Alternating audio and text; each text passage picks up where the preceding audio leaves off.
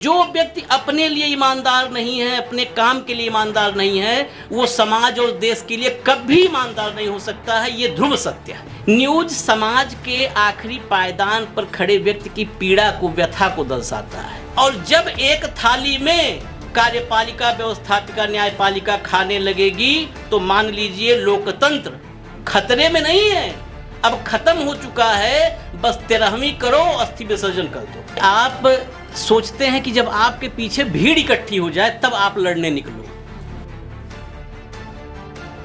मैं एक ही बात कहता हूं, सब अपने पड़ोस में भगत सिंह तलाश रहे हैं। अभी भगत सिंह की भी चर्चा भाव ने कर दी। सब पड़ोस में तलाश रहे हैं, घर में अपने कोई नहीं चाह रहा है। मैं एक पदयात्रा किया 3-4 साल पहले। ये अनुभव इसलिए बता रहा हूं कि आप सोचते हैं कि जब आपके पीछे भीड़ इकट्ठी हो जाए तब आप लड़ने निकलो। भीड़ इकट्ठी करने जो होता है ना, एक मानसिकता, इससे बाहर आना होगा। मैंने ऐसे सोचा, एक पत्रकार को थप्पड़ मारा था उन्नाव में। मैं कहा दिल्ली से लखनऊ पदयात्रा कर लेता हूं। उस पदयात्रा के लिए मुझे सभी लोगों ने मना किया। सब जितने मेरे शुभचिंतक थे, कथित भी और असली भी, दोनों ने मना किया कि कहाँ आप 600 किलोमीटर पैदल चलोगे, किसके लिए भैया कर रहे हो, किसके लिए। मैंने कहा अपने लिए कर रहा हूँ। यही फर्क है, अपने लिए कर रहा हूँ। लोग कहते हैं ना कि ईमानदार फला आदमी नहीं है। ईमानदार यूनिट को बनाना है, यूनिट यानी इकाई को। आप ईमानदार बन जाओ, सब बन जाएंगे।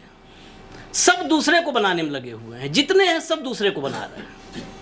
तो इसलिए मैं कहता हूं कि अपने लिए करिए। जो व्यक्ति अपने लिए ईमानदार नहीं है, अपने काम के लिए ईमानदार नहीं है, वो समाज और देश के लिए कभी ईमानदार नहीं हो सकता है। ये ध्रुव सत्य है। आप अपने लिए जब ईमानदार हैं तब आप परिवार के लिए होंगे, सोसाइटी के लिए होंगे और देश के लिए होंगे। तो इसलिए पत्रकारिता में ये मैंने कहा, जब वो पदयात्रा की बात हुई, मैंने कहा जरूरी नहीं है कि भगत सिंह की उम्र 23 साल ही हो, 46 साल भी हो सकती है। ये मेरा इंडिकेशन था उन शुभचिंतकों के लिए कि मैं तैयार हूं मरने के लिए, कुछ भी हो जाए। आखिर जेल ही में डालोगे ना, फांसी लटका दोगे ना, फांसी लटका दोगे। इससे ज्यादा क्या होगा। जब आज सुप्रीम कोर्ट की चर्चा होती है मेरे साथ, सुप्रीम कोर्ट के तमाम फैसलों पर और टिप्पणियों पर, आजकल फैसले कम आते हैं, टिप्पणियां ज्यादा आती हैं। और टिप्पणियों पर लोग ताली बजाते हैं, फैसलों पर कुंडी चढ़ा लेते हैं। ये टिप्पणियों और फैसलों के बीच का जो गैप है, ये बहुत बड़ा गैप है। यही प्योर लोकतंत्र और एक दिखावटी, सजावटी और बनावटी लोकतंत्र के बीच का अंतर है, जो टिप्पणियों और फैसलों के बीच का अंतर है। उस अंतर को समझना होगा। मेरे साथ मलिक साहब बैठते हैं, थोड़ा कठोर टाइप की चर्चा हो जाती है। जनरली बहुत सारे ऐसे पत्रकार साथी हैं जो उन चर्चाओं से दूरी बनाते हैं, कहते नहीं वो आप करो सर, उसमें हमको नहीं बैठा, वो थोड़ा सा फंसने वाला है, कंटेम्प्ट हो जाएगा, जेल जाना पड़ेगा। हम कहते हैं ठीक है भाई, जेल जाना पड़े, डाल दो जेल में। ये जेल वाला डर ये निकालना होगा। और सौदे का एक हमेशा, अभी भी बहुत सारे साथी हैं, हो सकता है नाराज हों, बहुतों ने सौदे की एक डेडलाइन तय कर रखी है कि कहां तक गाड़ी चलानी है। 5 लाख तक, 10 लाख तक, मतलब उस रेंज में हम आ जाएं जब हम सौदा कर पाएं। आज भी ये संदिग्ध है, बहुत लोगों को मैं जानता हूं, कहां तक पहुंच जाएं, सौदा कर पाएं। ये जब सौदा करने के लिए कि दुकान अभी बढ़ाने की कोशिश है, कि अभी दुकान बढ़ा रहे हैं, मतलब दुकान मार्केट बड़ी कर रहे हैं और फिर दुकान बढ़ा देंगे, यानी शटर डाउन कर देंगे सौदा करके, वो खत्म करना होगा। मतलब सौदे की डेडलाइन मत रखिए। रही बात लड़ाई की, वकील अधिवक्ताओं की सबसे बड़ी भूमिका रही है भारत की आज़ादी के आंदोलन में, सबसे बड़ी भूमिका रही है। अगर आज की तारीख में पत्रकारिता और वकालत, पत्रकार और अधिवक्ता, बिल्कुल सही बात है, पत्रकार होता है, न ईमानदार न बेईमान होता है। बेईमान है तो दलाल हो गया, फिर पत्रकार रहा कहाँ। और पॉजिटिव और निगेटिव खबर की बात किया था जोशी साहब ने। न्यूज निगेटिव ही होती है, मेरा ये मानना है। पॉजिटिव जो है वो सब विज्ञापन है। न्यूज निगेटिव ही होगी। न्यूज की मूल प्रवृत्ति, जो आत्मा है ना, वो निगेटिव होती है, क्योंकि न्यूज सवाल करता है। न्यूज समाज के आखिरी पायदान पर खड़े व्यक्ति की पीड़ा को, व्यथा को दर्शाता है। और लोकतंत्र में, जिस लोकतंत्र की हम बात कर रहे हैं, उस लोकतंत्र में जो ऊपर बैठा राजा है, झोले खाली झोले वाला राजा, उस राजा के पास जो सबसे नीचे आदमी खड़ा है, उसका संदेश, उसके मन की व्यथा पहुंचाने का एक ही माध्यम है, वो पत्रकारिता है।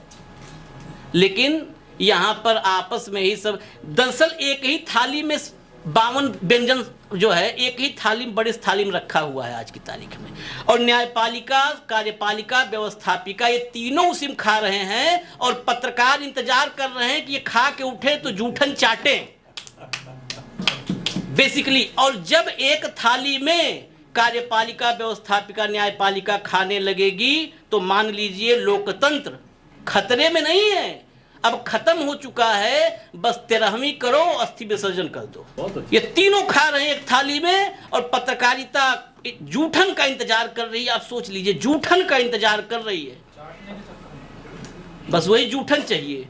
इसी दिल्ली में पत्रकारिता की 13वीं का, और ऐसा नहीं कि शाब्दिक रूप से, हम बकायदे उसमें जो है चारों धर्मों, मतलब सभी धर्मों से, वो हिंदू, मुस्लिम, सिख, ईसाई, जैन, पारसी, यहूदी, जो संभव होंगे सबके जो धर्मगुरु हैं उनको बुलाएंगे।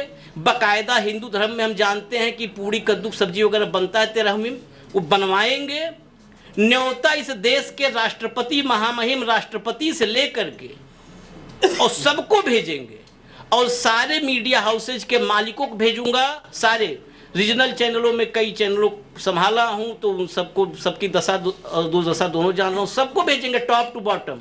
उतने नहीं, अडानी और अंबानी को भी भेजेंगे, क्योंकि अब वो सिर्फ उद्योगपति नहीं है, वो पत्रकारों के लिए पिंजड़ा बनवा करके वो लोग भी आए हैं लेके और कैद किए बैठे हैं सब। तो बकायदे उसका इनविटेशन इन सबको भिजवाएंगे। थोड़ा लंबी प्रक्रिया है और कद्दू पूड़ी में भी खर्चा है, तो व्यवस्था कर रहे हैं, वो बकायदे वहाँ बनवाया जाएगा। 13वीं करेंगे, 13वीं में आप सब जो यहाँ पर हैं, यहाँ डायरेक्ट इनविटेशन, क्योंकि इनडायरेक्ट वाले काम में यकीन नहीं रखते हम लोग। जो भी है पत्रकारिता से लेकर के सारा जीवन सब डायरेक्ट है, इनडायरेक्ट नहीं, मध्यस्थता नहीं। तो आप सबको सीधा इनविटेशन है, बाकी सबको जो जिनको बताए उनको भी सीधा इनविटेशन भेजेंगे। अब देखते हैं उस 13वीं के बाद आत्मा को शांति मिल जाएगी, ले जाकर के फिर एक बार अगले कुंभ में नहला देंगे, मोक्ष प्राप्त हो जाएगा। ठीक है, धन्यवाद।